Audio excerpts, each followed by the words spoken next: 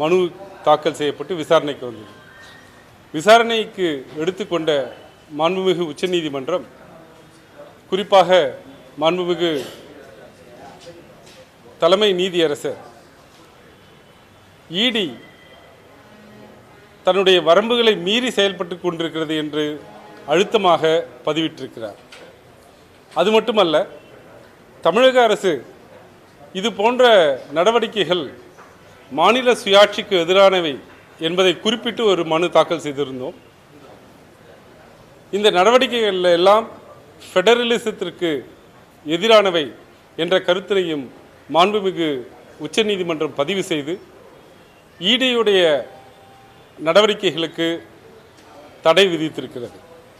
தடை விதித்ததோடு மட்டுமல்லாமல் இரண்டாம் முறையாக உத்தரவை பிறப்பித்துவிட்டும் கூட இடி தன்னுடைய வரம்புகளை மீறி சென்று கொண்டிருக்கிறது என்பதை அழுத்தமாக பதிவிட்டிருக்கிறது.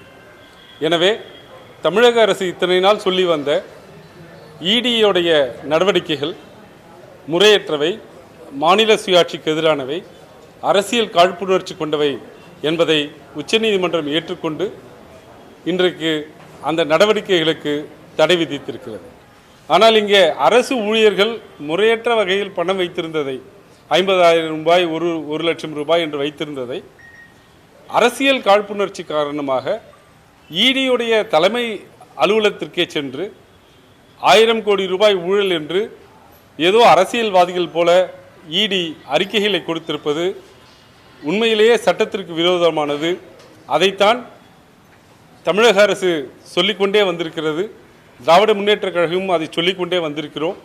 ஆமாம், அனைத்து வரம்புகளையும் மீறிவிட்டார்கள் என்றால் ப்ரொசீஜரல் லா, நடைமுறை சட்டங்களை மீறி இருக்கிறார்கள், அரசியலமைப்பு சட்டத்தை மீறி இருக்கிறார்கள், ஃபெடரல் ஸ்ட்ரக்சர் என்று சொல்லக்கூடிய அந்த மாநில சுயாட்சி என்பது அரசியலமைப்பினுடைய அடிப்படை தத்துவம், அதை மீறி இருக்கிறார்கள். அது மட்டுமல்ல, அரசியல் காரணங்களுக்காக இந்த சட்டத்தை துஷ்பிரயோகம் செய்திருக்கிறார்கள். எனவே தான் உச்சநீதிமன்றம் நீங்கள் எல்லையை மீறி சென்று கொண்டிருக்கிறீர்கள் என்று சொல்ல வேண்டிய தருணம் வந்திருக்கிறது.